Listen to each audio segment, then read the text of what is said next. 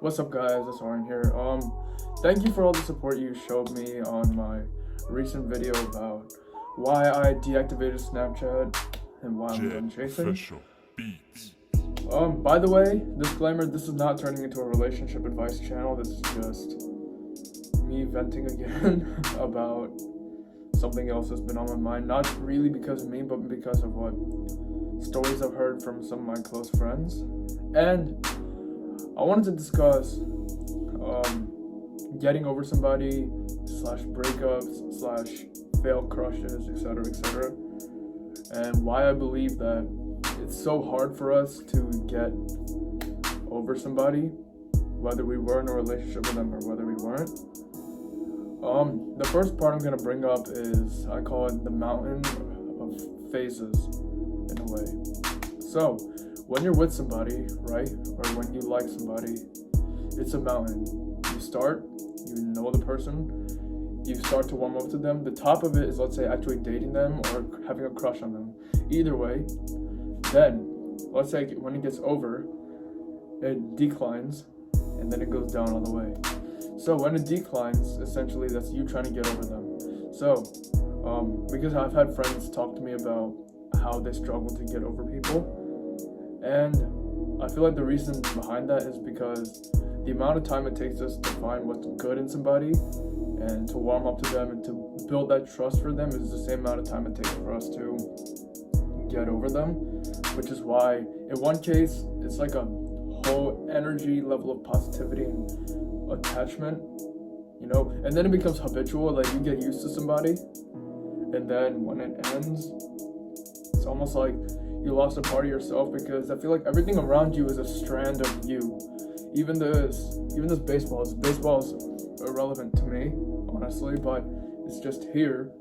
But should it break for some reason, I would be sad about it. I'd be like, oh, come on, you know what I mean? Because it's all degrees of how close to things or people we are, and how habitual they are in our daily lives.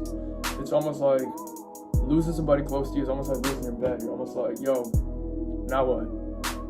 Now what do I do? And a lot of times, what goes hand in hand with emotions is time.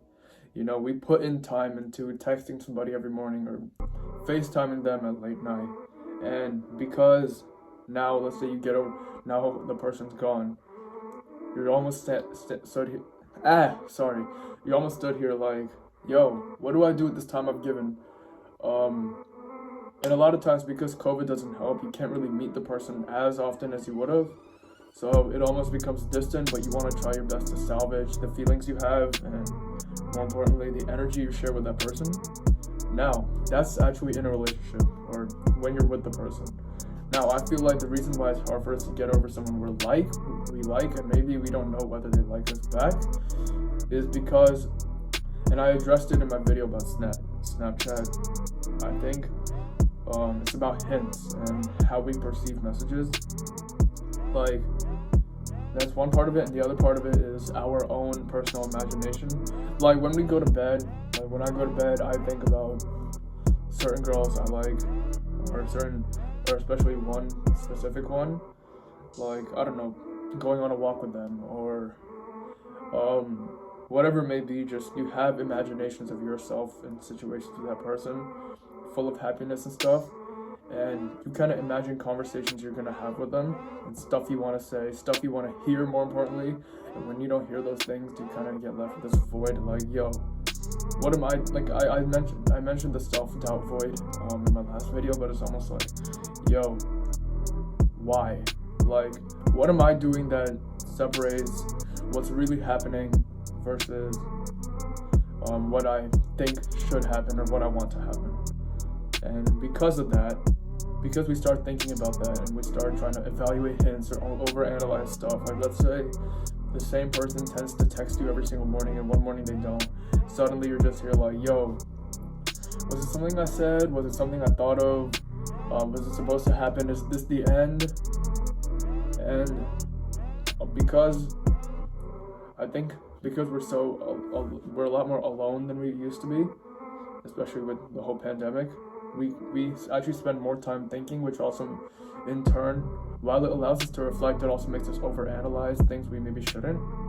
And I feel like those two, hand in hand, kind of go into why we struggle as individuals to get over a sense of personal attachment we have with somebody. And yeah, that's honestly all I have. I just wanted to put my thoughts out there because it's something I've struggled with recently, and I feel like now that I've left Snapchat, it's kind of helped me relieve myself, and I feel less binded to things and less obligated to, let's say, be required to talk to certain people to then hope for something in the future. And yeah, that's about it. I hope you enjoyed this video. My name is Aryan Vij. I got different video ideas coming soon. Make sure to subscribe and check out my new song Forever on all platforms.